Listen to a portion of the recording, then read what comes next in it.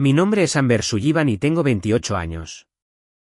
La noche que regresé a Santa Ana, esperaba una cena incómoda y una semana en el sofá mientras organizaba mi próximo movimiento.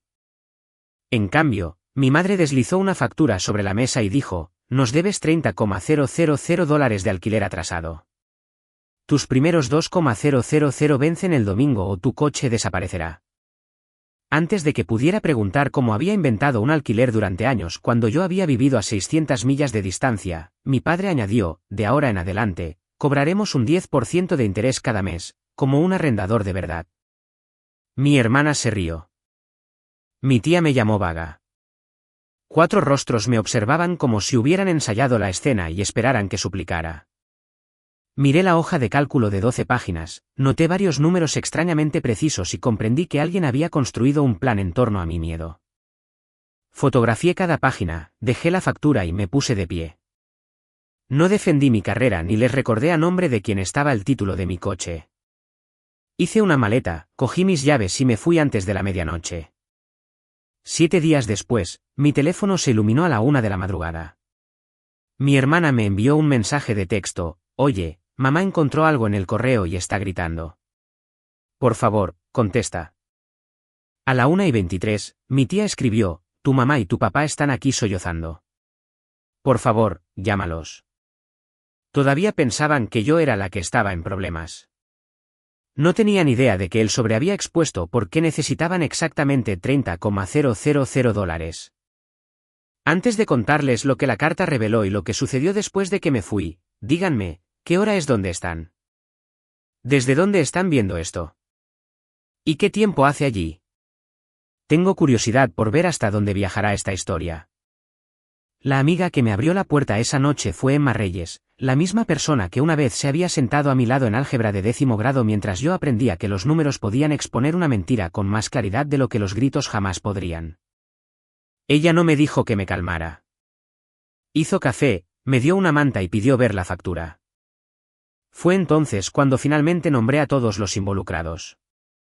Mi madre, Linda, mi padre, Michael, mi hermana mayor, Jessica, y mi tía Diane, que había pasado la cena disfrutando de mi humillación como si fuera un entretenimiento. Emma Resopla leyó la primera página, luego la segunda y frunció el ceño. El total no estaba redondeado. La factura afirmaba que debía $29,840 en vivienda, servicios públicos, almacenamiento, administración familiar e intereses. Luego añadía una tarifa de procesamiento de $160 para producir el dramático número que habían anunciado. Las fechas se remontaban a 4 años atrás, incluyendo meses en los que yo había estado trabajando en San Francisco y no había dormido en esa casa ni una sola vez. Una línea me cobraba por usar el garaje familiar mientras mi coche había estado estacionado en un aparcamiento de pago cerca de mi apartamento. Otra me facturaba por apoyo profesional durante un año en que Linda se había negado a contestar mis llamadas porque consideraba que el trabajo en publicidad no era serio. El documento era ridículo, pero estaba demasiado organizado para ser aleatorio.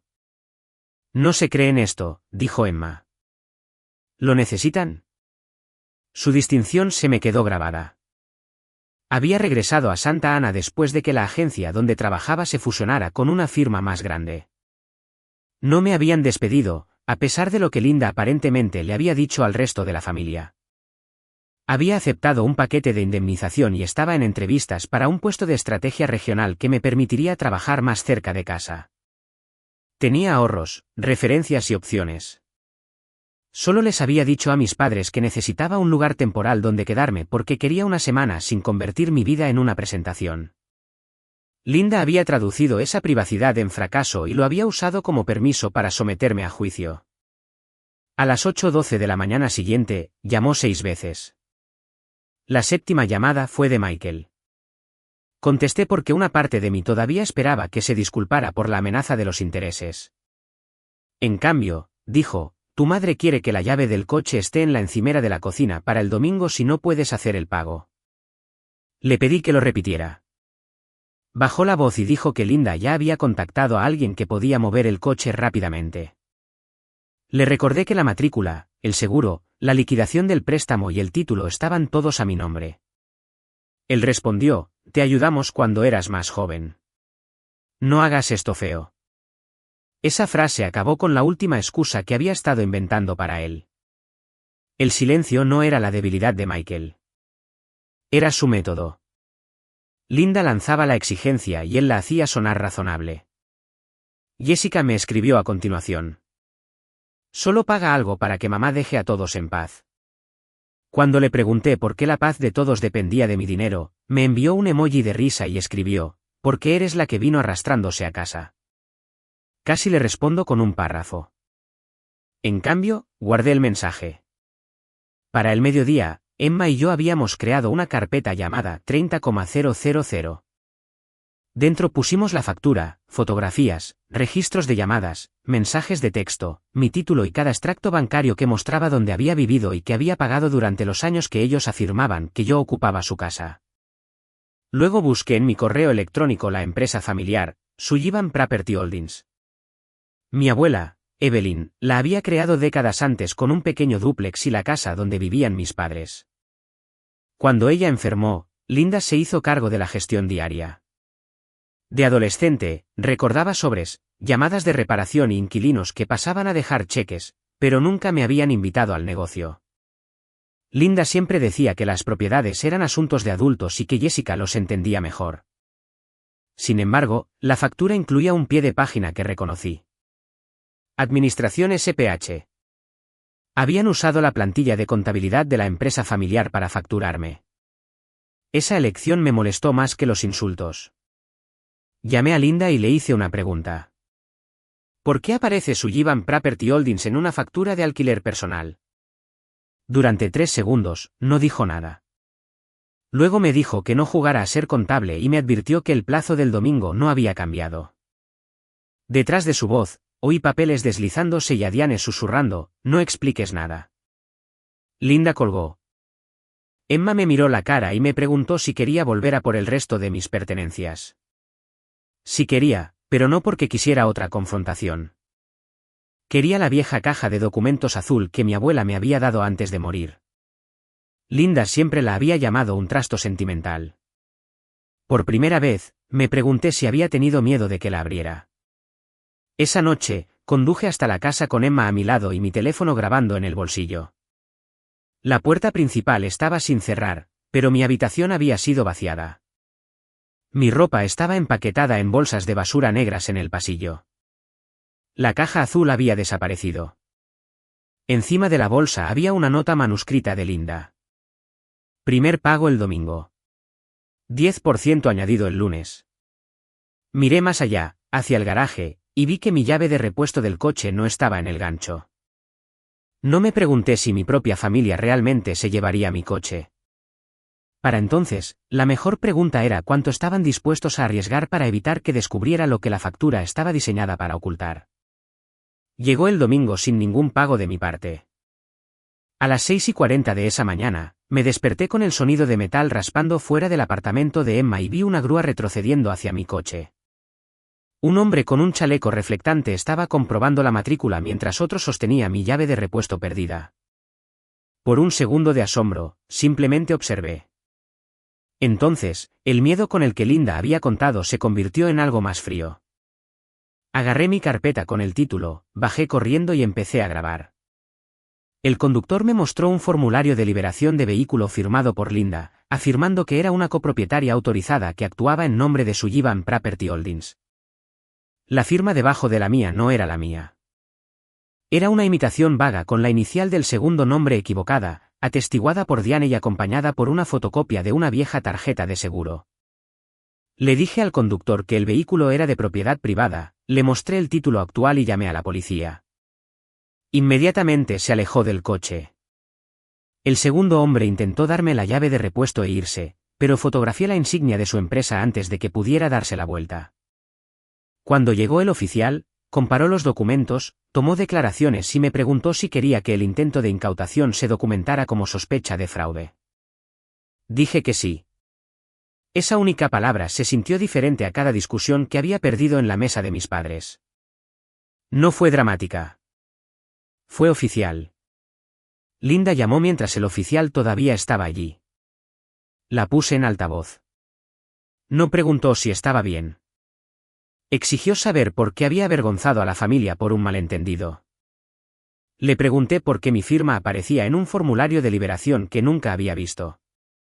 Ella dijo, tu padre se encargó de eso. Luego, inmediatamente cambió de tema y me recordó que los intereses habían comenzado a acumularse. Michael llamó 30 segundos después e insistió en que Linda se había encargado del papeleo.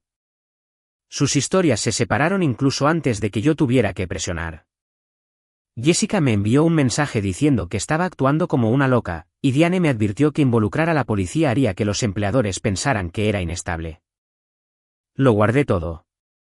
Emma, que trabajaba como asistente legal de litigios, estaba a mi lado con la expresión que usaba cuando un testigo acababa de contradecir una declaración jurada. ¿Te dieron falsificación, un intento de apropiación indebida de bienes y 2 admisiones contradictorias antes del desayuno?, dijo. Deja de tratar esto como un desacuerdo familiar. Esa tarde, me presentó a su abogada supervisora, Priya Chow. Priya no prometió venganza. Prometió un proceso, lo que resultó ser mucho más aterrador para personas que sobrevivían controlando la historia. Revisó la factura, la grúa, mi título y el número de incidente policial. Luego preguntó si Linda alguna vez había tenido un poder notarial para mí. La pregunta abrió un recuerdo que no había visitado en años. Cuando tenía 19 años, pasé un semestre en el extranjero. Antes de irme, Linda insistió en que firmara una autorización limitada que le permitiera renovar mi matrícula si era necesario. Mi abuela se había opuesto. Recordaba a Evelyn poniendo una carpeta azul delante de mí y diciendo, lee el final de cada documento, Amber. La gente esconde sus intenciones donde creen que estás cansada. Solo había firmado después de que el formulario se limitara a 6 meses. Priya me dijo que una autorización caducada no podía respaldar legalmente la liberación que Linda había utilizado, pero explicaba cómo obtuvo suficiente información personal para crear algo convincente. Le pregunté si debía enfrentarlos. Priya dijo, no hasta que sepamos a qué más ha estado adjunta tu firma. Pedimos mis informes de crédito completos, congelamos mi crédito, enviamos notificaciones de preservación a la compañía de grúas y solicitamos cada documento que conectara mi nombre con su Jivan Property Holdings. Luego llamé a la instalación de almacenamiento donde Linda había guardado una vez los registros de la empresa. El gerente recordaba a mi abuela, y después de verificar mi identidad, me dijo que una pequeña caja había sido transferida 3 meses antes al bufete de abogados que administraba el fideicomiso de Evelyn. Linda no había destruido la caja azul. La había sacado de la casa porque su contenido ya no pertenecía allí. Esa fue la primera buena noticia, pero traía una pregunta inquietante. ¿Por qué el abogado del fideicomiso de mi abuela había movido los registros justo antes de mi 28 cumpleaños? La respuesta comenzó a llegar en fragmentos. Mi informe de crédito no mostraba ninguna tarjeta de crédito nueva, pero sí una consulta comercial reciente del Pacific Horizon Bank. Nunca había solicitado nada allí. Priya llamó al departamento de fraudes del banco mientras yo escuchaba. El representante no podía revelar detalles de la cuenta todavía, pero confirmó que mi número de seguro social había sido presentado como parte de un expediente comercial conectado a su Jivan Property Holdings. Se me encogió el estómago, no porque ya me sorprendiera, sino porque la factura de repente parecía una cuenta atrás. Alguien sabía que se avecinaba una auditoría o una renovación. Alguien necesitaba $29,840 antes de que eso sucediera. A las 7:03 de esa noche, Linda envió una fotografía del gancho vacío del garaje y escribió, última oportunidad. Trae el dinero a casa y podemos olvidar lo de hoy. Miré el mensaje, luego el informe policial a mi lado. ¿Realmente habían creído que la lealtad familiar significaba que ayudaría a borrar la evidencia de lo que habían hecho? Respondí con 6 palabras. No contacten mi vehículo de nuevo. Luego bloqueé todos los números excepto el de Jessica. Dejé el suyo abierto por una razón. A Jessica le encantaba estar cerca del poder, pero nunca había aprendido a mantener la calma cuando el poder cambiaba. Si algo dentro de esa casa se rompía, ella sería la primera en decírmelo. El lunes por la mañana, Priya recibió el archivo del fideicomiso. Colocó la caja de documentos azul en la mesa de conferencias sin abrirla y me preguntó si quería un testigo presente. Emma se sentó a mi lado. Levanté la tapa y encontré la letra de mi abuela en el primer sobre, para Amber cuando tenga 28 años. Dentro no había una carta sentimental, al menos no al principio. Era un acuerdo operativo, una enmienda al fideicomiso familiar Evelyn Sullivan y un listado de intereses de propiedad. Mi abuela había sido propietaria del 60% de Sullivan Property Holdings. Linda poseía el 20%, Michael el 10% y Jessica el 10%. Según la enmienda, el 60% de Evelyn se transfería a mí en mi 28 cumpleaños, junto con el derecho a nombrar al miembro gerente y a exigir una contabilidad completa de cada transacción de la empresa realizada durante la gestión temporal de Linda. La casa familiar no era propiedad personal de mis padres. Pertenecía a la empresa. También 2 unidades de alquiler y la cocina comercial que Linda usaba para su negocio de catering. Leí el mismo párrafo 3 veces antes de que su significado se asentara. Mi madre me había exigido un alquiler atrasado dentro de una casa controlada por una empresa de la que ahora yo era propietaria mayoritaria.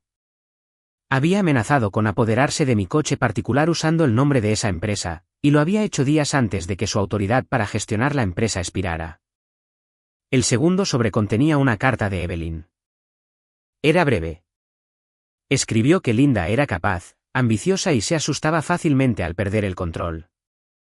Ella resopla escribió que Michael evitaba el conflicto hasta que la evasión se convertía en participación. Escribió que a Jessica le habían enseñado a confundir la proximidad a la autoridad con el mérito. Luego escribió, puedes sentir la tentación de rescatarlos cuando llegue la verdad. No rescates a nadie antes de que se abran los libros. Sentí como si mi abuela hubiera extendido la mano a través del tiempo y hubiera puesto una mano en mi hombro. Los documentos reorganizaron viejos recuerdos. Linda cerrando la oficina con llave, Diane llevando libros de facturas en blanco, Jessica presumiendo de consultorías pagadas por la empresa, resopla y Evelyn construyendo silenciosamente una cerradura que no podían forzar. Priya abrió el cronograma de contabilidad. El fideicomiso requería una revisión independiente dentro de los 10 días hábiles posteriores a la transferencia.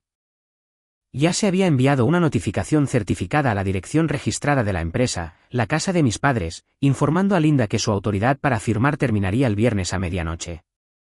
Un segundo paquete requería la entrega de extractos bancarios, arrendamientos, contratos con proveedores y registros fiscales. Ese era el correo que Jessica mencionaría más tarde. Pero antes de que llegara, necesitábamos saber qué descubriría la revisión.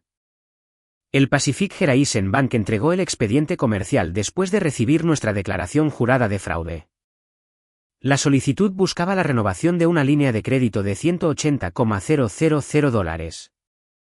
Mi nombre aparecía como garante personal y miembro mayoritario entrante. El consentimiento electrónico se había enviado desde la dirección de Internet de la casa.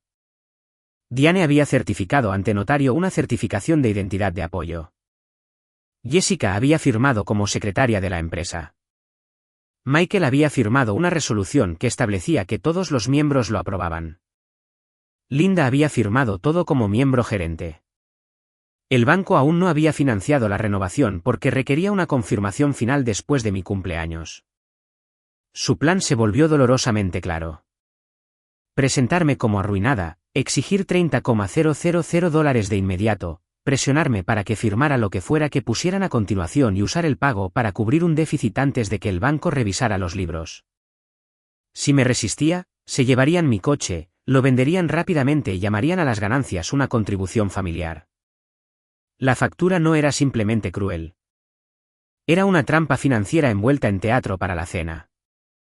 Priya me preguntó qué resultado quería. La pregunta debería haber sido fácil, pero escuché la advertencia de Evelyn. Mi primer instinto seguía siendo minimizar el daño, proteger a Michael de Linda, excusar a Jessica por inmadura e imaginar que Diane solo había seguido instrucciones. Ese instinto había mantenido vivo su sistema. Quiero que la empresa esté asegurada, dije. Quiero que todas las cuentas se congelen contra transferencias no autorizadas. Quiero la auditoría y no quiero que se advierta a nadie más allá de lo que exige el fideicomiso.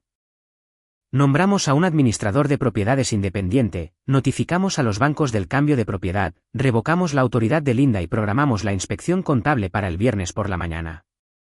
Priya también envió una demanda formal prohibiendo la venta, transferencia o destrucción de los activos de la empresa. No llamé a casa. Recibí la oferta de estrategia regional esa tarde y celebré algo que ellos no podían redefinir. Emma y yo comimos comida para llevar en su suelo porque su mesa estaba cubierta de archivos legales.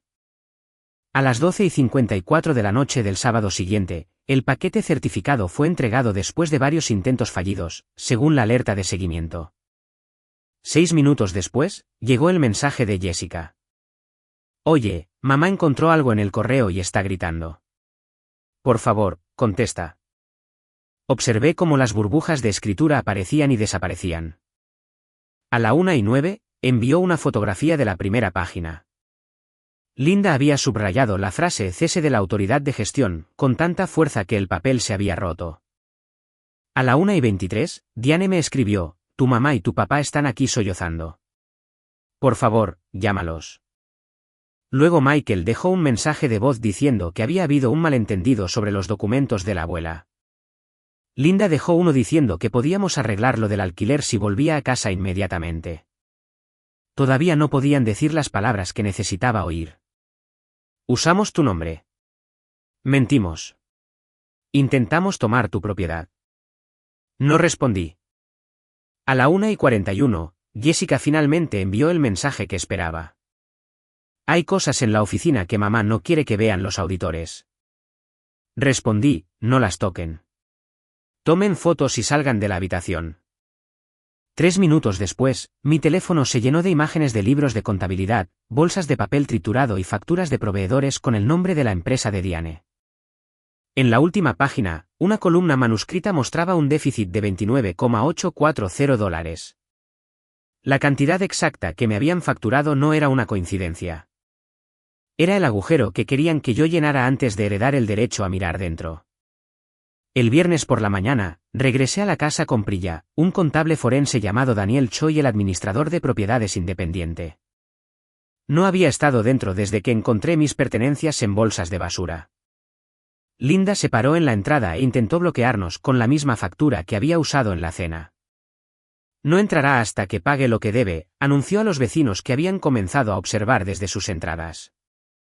Priya le entregó el acuerdo operativo y le explicó con calma que yo entraba como la propietaria mayoritaria de la empresa que poseía la propiedad. El rostro de Linda no se derrumbó. Se endureció. Se giró hacia los vecinos y dijo, había manipulado a mi abuela moribunda para robar la casa familiar. Esa acusación aclaró lo que una disculpa nunca haría. No estaba avergonzada de lo que había hecho.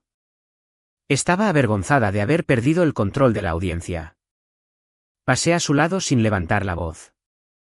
Dentro de la oficina, 3 archivadores estaban vacíos. Un ordenador portátil había sido reseteado y varias cajas habían sido movidas. Jessica se sentó en la escalera con los ojos hinchados, insistiendo en que solo había firmado documentos porque Linda le dijo que eran rutinarios. Michael repitió que nunca entendió las finanzas de la empresa.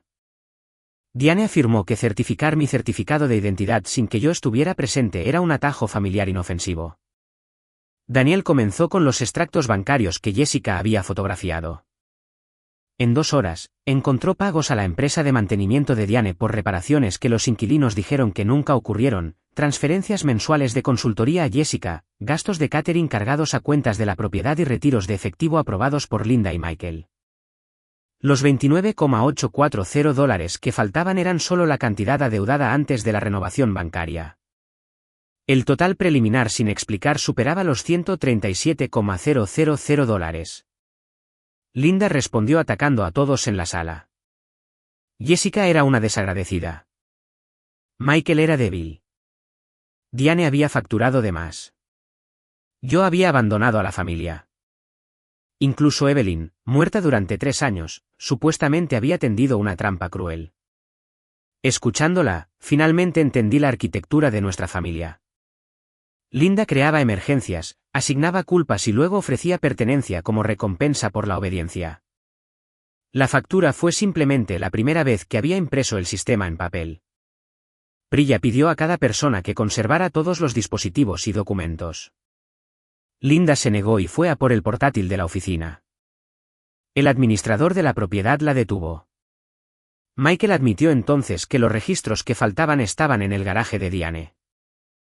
Diane gritó que él había aceptado moverlos. Jessica reveló que Linda le había dado instrucciones de borrar los correos electrónicos de la empresa antes de la auditoría.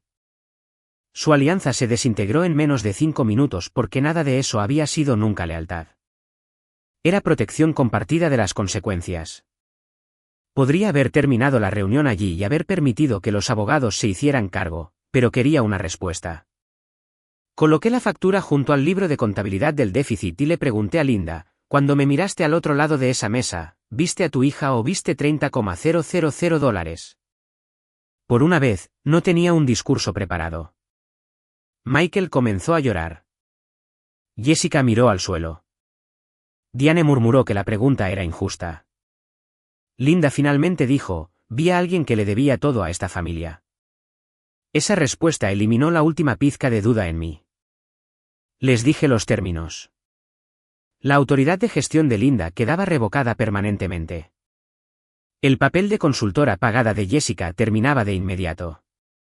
Los contratos de proveedores de Diane quedaban suspendidos y reportados para su revisión. El acceso de Michael a las cuentas de la empresa quedaba congelado. La casa sería evaluada porque los fondos de la empresa habían subsidiado sus gastos privados durante años. Si cooperaban, el proceso civil podría seguir siendo ordenado.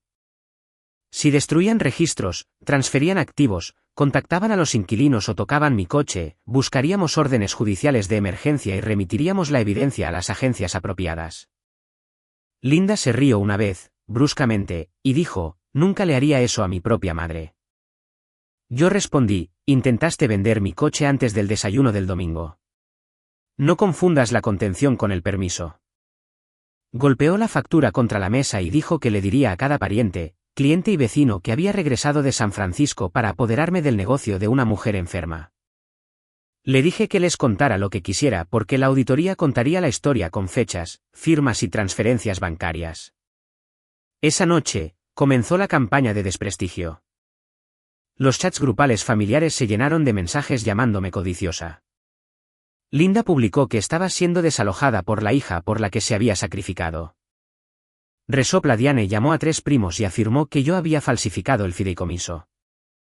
Jessica no compartió nada públicamente, pero en privado me rogó que la excluyera de la auditoría. Michael me pidió que retrasara todo hasta que Linda se calmara. No respondí a ninguno de ellos. En cambio, Priya envió un aviso factual a todos los miembros de la empresa e inquilinos. La gestión había cambiado. El alquiler y las reparaciones continuarían normalmente y los registros financieros estaban bajo revisión independiente. El contraste fue devastador. Linda tenía volumen. Yo tenía documentación. Para el lunes, 2 parientes me habían reenviado mensajes en los que Linda admitía que necesitaba mi pago antes de que el banco mirara demasiado de cerca. Un antiguo inquilino proporcionó fotografías de reparaciones que había pagado él mismo a pesar de que Diane facturó a la empresa. Cuanto más intentaba Linda destruir mi reputación, más testigos aparecían. La venganza que había imaginado como ira se convirtió en algo mucho más satisfactorio. Dejé de proteger la mentira, y la verdad comenzó a reclutar sus propios aliados. Las consecuencias no llegaron como una explosión dramática. Llegaron como citas, plazos, contratos cancelados y cartas que nadie podía hacer desaparecer a gritos. Pacific Geraisen denegó la renovación del crédito y remitió los documentos de identidad para su investigación. Sin esa línea de crédito, la operación de catering de Linda perdió el acceso a la cocina comercial porque había acumulado meses de cargos de la empresa sin pagar. 2 clientes importantes cancelaron después de enterarse de que los depósitos se habían movido a través de cuentas bajo revisión. La auditoría independiente finalmente identificó $164,300 en pagos no autorizados, gastos personales, facturas de proveedores sin respaldo y retiros de efectivo. Parte del dinero se había destinado a mantener vivo el negocio de Linda. Parte había pagado las tarjetas de crédito y los viajes de lujo de Jessica disfrazados de investigación de mercado. Parte había pasado por la empresa fantasma de mantenimiento de Diane. Michael había firmado declaraciones trimestrales certificando que había revisado transacciones que ahora afirmaba no entender. El informe final no permitió que ninguno de ellos se escondiera dentro de la palabra familia. Asignó nombres, fechas, cantidades y responsabilidades. La queja contra la notaría de Diane fue confirmada. Su licencia fue revocada. La compañía de propiedades rescindió todos los contratos con su negocio. Y la aseguradora que cubría su trabajo abrió su propia revisión. Jessica perdió sus ingresos de la empresa y, después de mentir sobre su papel durante una verificación de antecedentes, perdió una oferta de una correduría local. Se mudó de la casa familiar y culpó a Linda públicamente, luego me culpó a mí en privado, lo que me dijo que había cambiado de bando, pero no de carácter.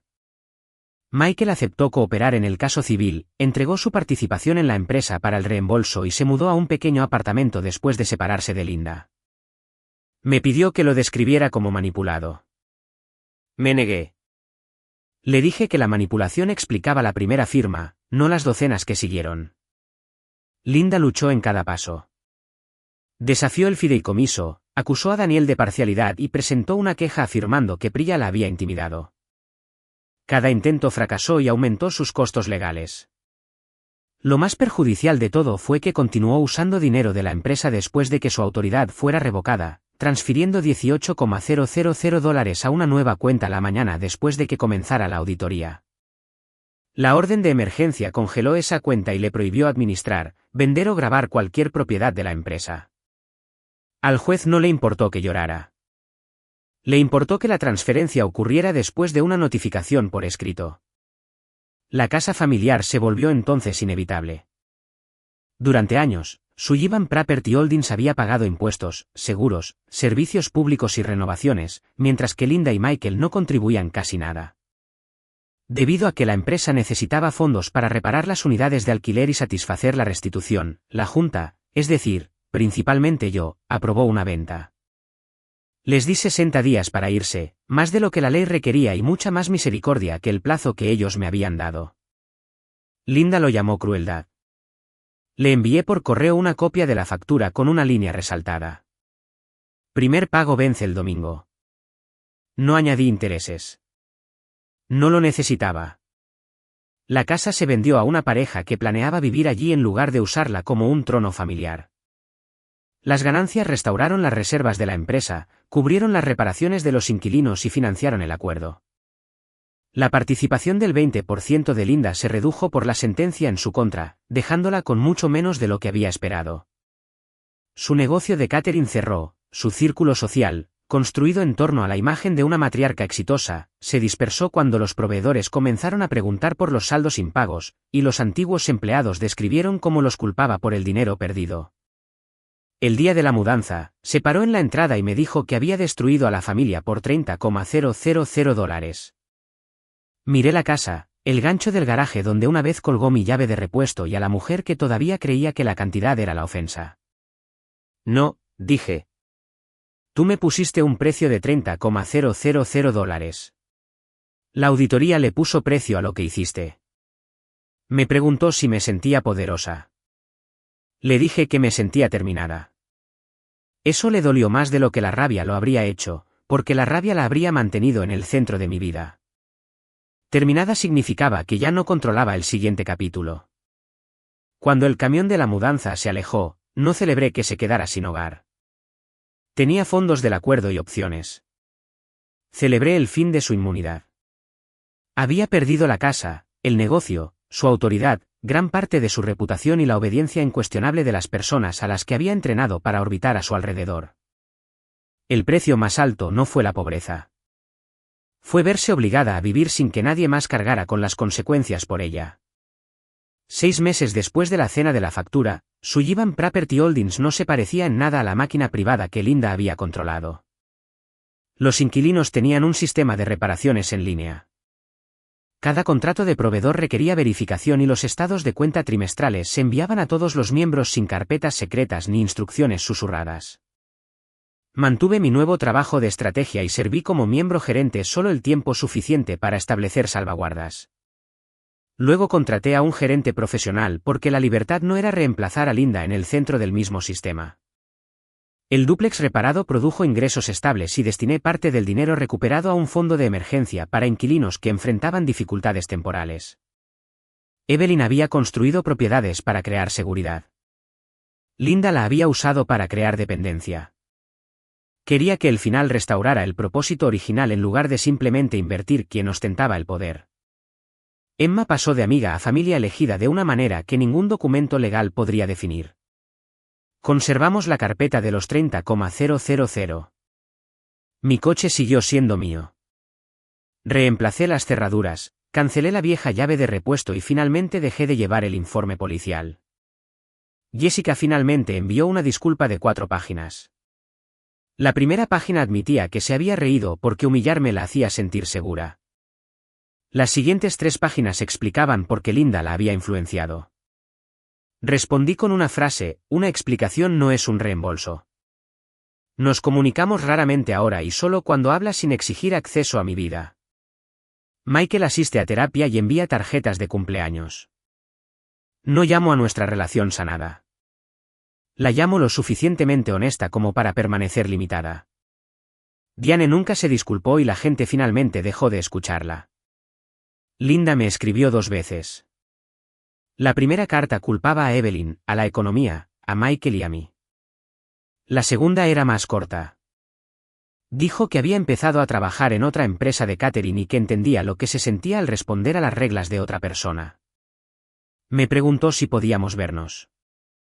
Acepté una conversación en la sala de conferencias de Priya, no en un café disfrazado de reconciliación.